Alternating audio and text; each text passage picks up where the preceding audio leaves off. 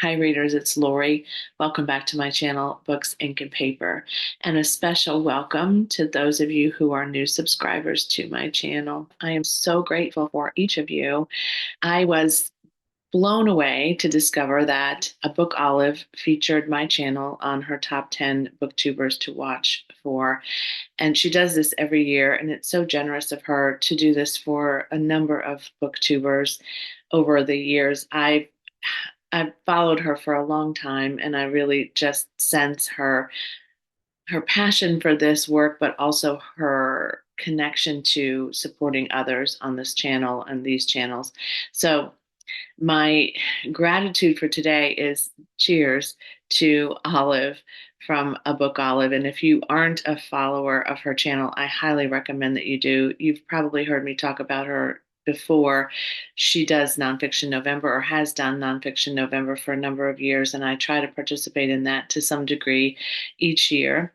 And she just does the best book reviews and is just so well read. She finds titles that I wouldn't have found. She does some book reviews for a number of platforms outside of BookTube, so you can find her book reviews on, I think, Christian Science Monitor and some others that I won't be able to remember this morning because it's early, but check out A Book Olive if you haven't. And again, thank you so much for your lurking on my channel for a bit and then featuring me this year. It has just been a tremendous joy. My gratitude has really been overflowing in the last little while, and I'll talk more about that probably in another video. But for today, I also wanted to do a Mardi Gras readathon wrap up, which also includes a huge shout out of gratitude to Kat from Kat's Novel Adventures. I found Kat somewhat by accident, and I discovered that she lives near me, which is delightful. We have not met in person yet, IRL, as they say, but one day I think we will. But I have joined her weekly reading sprints on Wednesday nights. I invited her to participate with me in Mardi Gras Readathon, and she really brought so much to this readathon.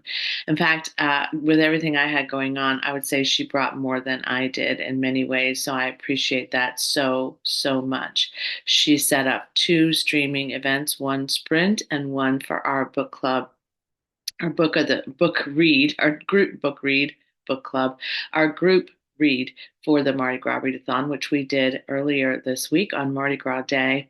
You can find that on both of our channels. If you haven't subscribed to Kat's Novel Adventures channel yet, please do. She has a lovely variety of reading challenges that she participates in. She did the Poe Readathon recently, the Nevermore Readathon.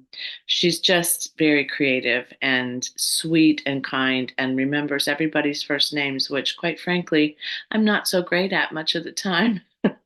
The other thing I'm grateful for is that I got a lot of Mardi Gras reads in, and I really finished a lot of great stuff. I am going to just go over the ones in January and February that I read that correlated with the Mardi Gras readathon. I already did a wrap up of these in January, so I won't talk about the ones that I read then. And I'll wait for the end of the month to do the reading wrap up for the ones that I read in February. But I just wanted to give you an idea of what I was able to complete that sort of fit one of the prompts for the readathon.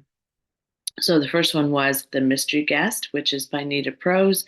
That one was followed the prompt of an event, which was the beginning, the opening of the book, and a group of people, which was the people that work at the hotel.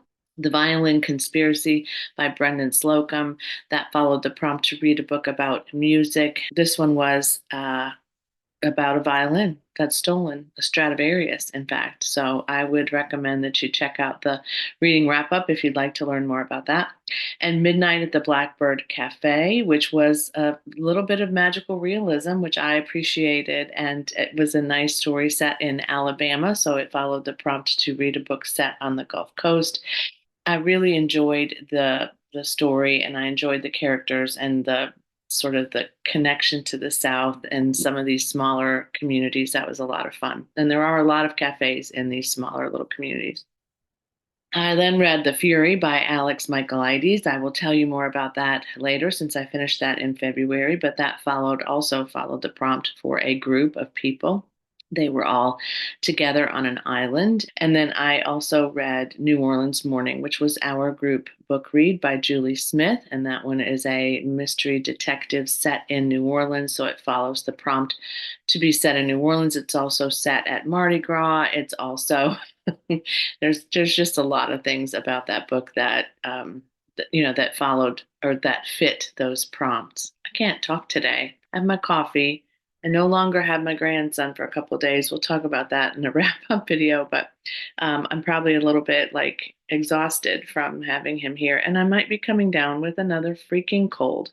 Grateful to all of you who attended the sprints for us during the Mardi Gras Readathon. It was lovely to meet new people, to see some of the people that I see on the reading sprints with Kat as well, just to hear each person's perspective on Mardi Gras, on whether or not they know about Mardi Gras. Some people who live in France were on one of those sprints, or was it Italy? And she was talking about their Mardi Gras celebrations.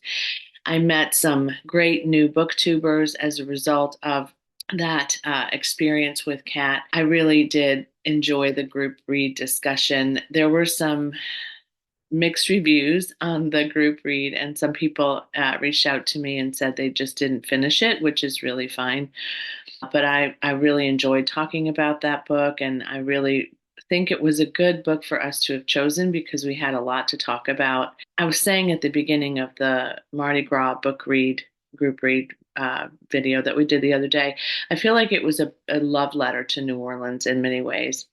Sometimes a little over the top in that way because there was a lot of references to things that happen in places in New Orleans. But if you love New Orleans, if you're from New Orleans, or if you have visited New Orleans, or if you haven't done any of those things, you'll get a good feel for New Orleans and a good feel for the history of Mardi Gras because that's the way she kicks it off. So I really did enjoy discussing that, and I look forward to doing this again next year, and hopefully Kat will join me too.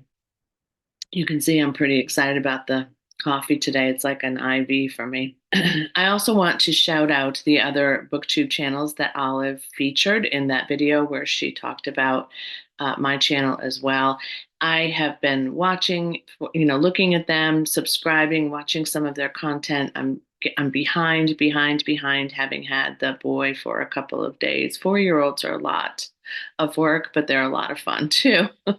So I am catching up on some of the things that I haven't been able to do in the booktube world. So I will get there, but let's talk about the other people that she featured. So the first one is Smiti and her channel, and I'll try to link these in the description box. Her channel is at Booksmitten.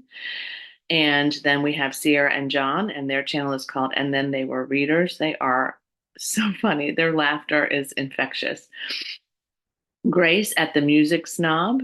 I really appreciate the name of that channel. Deea at Novel Idea. Is that not clever? Gretchen at Made You Book. Sarah at Eyes on Indie. Love that. Chloe at Recovering Book Snob. Brett at Brett 2028. And Audrey at Audrey Approved. So if you haven't checked out any of those channels before, I encourage you to do that as well. I just feel like I'm in the company of great content creators and nice people and fun people and people who are bringing forward some books that I haven't heard of, which I always appreciate.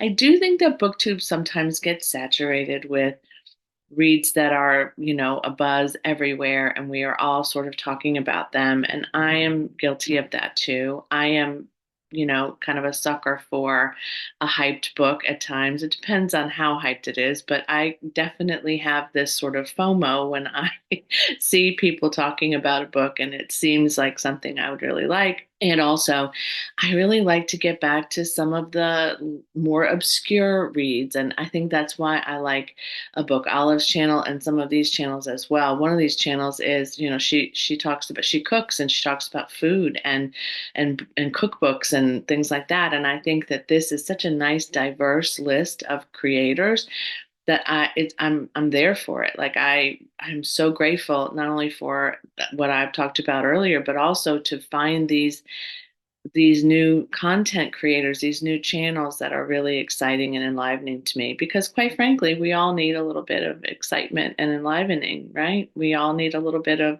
a change of scenery, if you will. So I've had a pretty good reading month so far, and a lot of it is due to the Mardi Gras Readathon. I am now kind of like, what do I do? So I'll share with you soon what's happening in my reading world now post Mardi Gras Readathon.